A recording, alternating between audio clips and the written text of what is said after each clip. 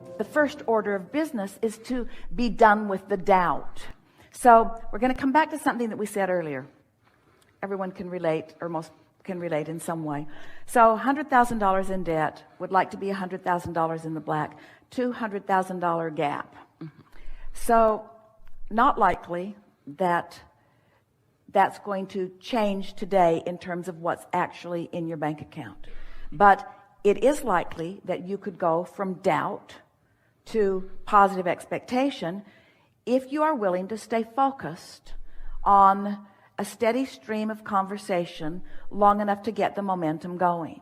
And you don't need us. We would help do it. You don't need us to do it. You can find your own way out of your own doubt. But you have to understand that it's the doubt that you're trying to find your way out of, not the accomplishment of whatever it is that you doubt that you can accomplish. Did you hear that? That the work is to work your way out of the feeling of doubt, not into the having of whatever it is that you feel doubtful about. That's so big. Because the process to work your way out of doubt is a gradual process, but it's a for sure process. You can do it. You just have to show yourself that you can do it. And if you can do it once, you can do it twice. And if you can do it twice, you can do it 3 times. And if you can do it for a few days or a few weeks, then you can own that vibration about that subject. And so we start in very basic places. We start about things for which, as far as we are concerned, there can be no doubt. Law of attraction abounds. Accept it or don't, but it abounds. Now, us just saying that doesn't make you know it. We can know it with everything that we are and we do, but our knowing it doesn't make you know it, because you might have practiced a strong enough thought contrary to that, that when we are even in the same space, we're not communicating on the same vibrational frequency. So that difference in frequency, let's say a friend knows something and you think you know something different or do know something different. So there's a difference of opinion there. If you are having a difference of an opinion between yourself and someone else, that is not going to bring you an emotion of doubt. It's only when you have a difference of opinion with the source within you about that topic. In other words, doubt is your own contradiction of your own vibration. It doesn't have anything to do with the practical reality of something. It doesn't have anything to do with the certainty of something.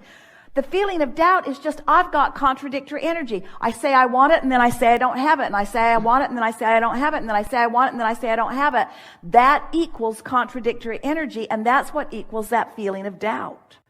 So when you say, I want to talk about the subject of doubt, what we hear you say is, I want to talk about the subject of contradicted energy in me.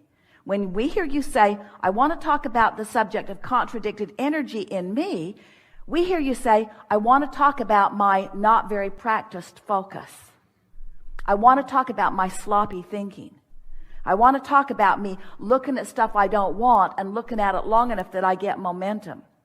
I want to talk about me looking at what is instead of thinking about what can be, and letting what is dominate my vibration when what can be is what's dominating my source energy's vibration. My inner being's focused upon what's becoming. I'm focused on what hasn't become yet. That's what doubt is. So all you got to do is find things that feel good when you think about them. This is perhaps the most important conversation that we would ever have with anyone who's wanting to be the deliberate creator of their own reality. You don't have to take the subject of your desire and think about it until it happens. And in fact, when you take the subject of your desire and you think about it till it happens, it usually doesn't happen anytime soon. Because you're thinking about the subject that you want to happen from the perspective of it not happening, and you're introducing resistance into the equation, causing split energy, which makes you feel doubtful. And then you say, I think my doubt is killing this project. And we say, no, your doubt is the indication that you're killing this project with contradictory thought. Stop beating the drum of anything that makes you feel doubt, and beat the drum of what makes you feel encouraged about things. Look for things that you feel already encouraged about. So the time that you correct the doubt, drum roll, is before you have it. You practice believing on things that are easy to believe until the practice of positive expectation is just your practiced chronic nature. In other words, how are you going to come to feel your invincibility when clearly there are things that you've never done? Well, by focusing on the things that you have done and just keeping that vibration so active that there's just not room for the contradictory vibration. We had a conversation one day with a woman on the telephone. She was having none of us. She just wanted us to give her some magic something that would take her directly to the condition that she wanted. And since we were trying to teach her how to create her own reality, we were extremely annoying to her. So we said, find something to think about that isn't those things that you're thinking about all the time about what you want. Why would I do that? Because if you can think about the things that you're not thinking about all the time, you have a chance of shifting your vibration. And if you have a chance of shifting your vibration, then things will shift in response to your shifted vibration. Your reality will change. Oh, she wasn't having any of that either. Like what? Like what do you think I should think about? We said, well, things that don't matter very much to you and that you don't have contradictory energy already going, because every subject's really two subjects. If you've got this, if you're feeling lack of abundance and it's really strong within you, every time you talk about money, you're going to practice the feeling of lack of abundance. You just can't get around it. You got to start in some other place. Like what? We said, well, think about butterflies and blue glass and feathers. And she literally went in the phone. It was a telephone conversation. What possible good could that do if I think about things that are meaningless to me? We said, well, it would cause you to practice a resistance-free vibration. So she hung up. She wasn't having any of it. Jerry had not heard the conversation because he was not in the room. They were in San Diego. They were going to La Jolla for lunch. And as they got to La Jolla, Esther felt a very strong impulse to go into a shop. Now that in and of itself is not odd at all. But the degree to which she felt the impulse was strong, and Jerry couldn't hold her back from it, which he was usually pretty good at. And so she just bolted in. He followed her in. She made her way all the way to a back wall in this shop that went in. And once she got in there, there was a display wall, ceiling to floor, blue glass. Well, Esther didn't think about it. She didn't make the association between the thought that we had presented and what she was seeing. And they weren't looking for blue glass. They weren't interested in blue glass. They found the amount of blue glass noticeable, shockingly noticeable, commented on it, and then made their way out. They were on their way to George's in La Jolla for lunch. So they went down and had lunch and came out, and then they walked down to the cove, to the ocean. And as they were walking across this grassy park, they were surrounded by a flurry of butterflies that was so intense that they had to stop talking in order to not eat them. Intense butterfly invasion. And they were laughing and sort of waving them away from their nose and eyes. And still Esther didn't realize what was happening. And then a little boy come running across the field and had something for Esther. He was clearly coming directly to Esther, holding up a feather for her that he had found on the ground. And when Esther took the feather, she realized that the blue glass and the butterflies and the feather had all been something that we had all focused on together in a non-resisted state. And that the universe said, since this is active in your vibration right now, and since there is nothing contradicting this active vibration right now, then this will be a very easy thing for you to realize in your experience. So their movement through time and space was influenced. The timing of where they went and when they went there. The conversations that they were having with one another. The unfolding of their day caused them to rendezvous in less than 2 hours with all of these things, because that's how law of attraction works.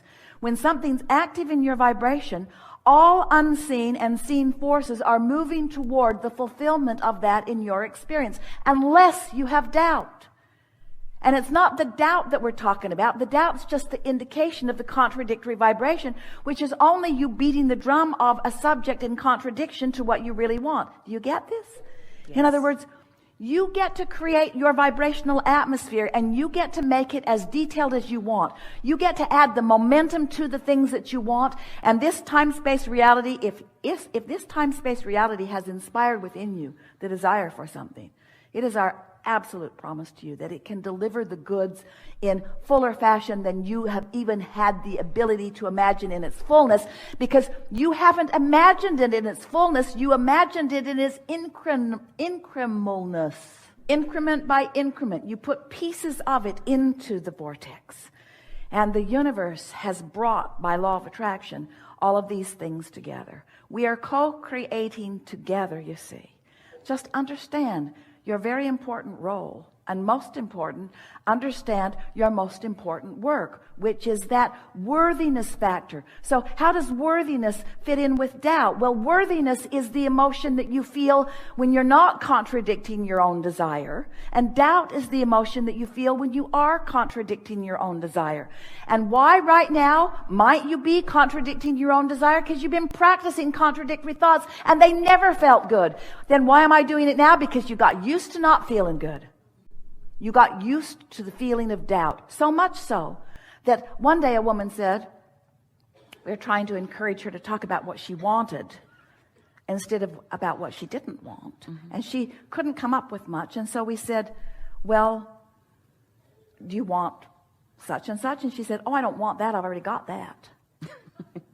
Well, what about such and such? Well, I don't want that either. I've already got that. She actually thought that desire or wanting means that feeling of not having it, that yearning feeling, that if the yearning feeling isn't present, then I don't really want it. And if the contented feeling is present, then the universe isn't going to give me more because I'm already contented. Mm-hmm. And that isn't the way that it is. Are you getting this? Mm-hmm. So yes. You just have to talk yourself out of doubt. So how do you talk yourself out of doubt? Well, you can't. Well, Abraham, you lost your mind. You just said... Talk yourself out of doubt. How do I talk myself out of doubt? You can't. You have to talk yourself into believing, because there's no exclusion in this universe. You can't make something go away. You can only make something else be present. And so when you tune your tuner, you're tuning into frequencies. And it's fair to say, while you're tuning into this frequency, you are tuning out of that frequency. But it is our promise to you that if you were to focus on tuning out of that frequency, you would tune into that frequency that you're trying to tune out of. Are you following us? Mm-hmm. You want to focus on what you want. You want to think about what you want. You want to start slow where it's easy. And if you have to think about butterflies and blue glass and feathers until you can show yourself, Esther and friends, they've had so much fun. They make lists of things that they don't care about, and then they watch how many of them the universe will bring to them today.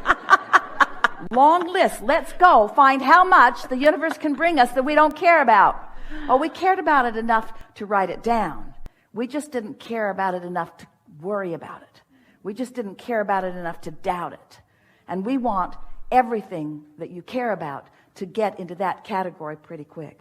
I don't doubt anything for myself, because I know that I'm the creator of my own reality, and I know that I'm an extension of source energy, and I know that I was worthy in ways that I can't even find ways to describe. I know the goodness of my being. That's why I'm here. That's why I was given this opportunity. That's why I have this body. It's why I created all of this. I'm the creator of my own experience, and I have guidance that will help me to remember the trajectory that I'm on.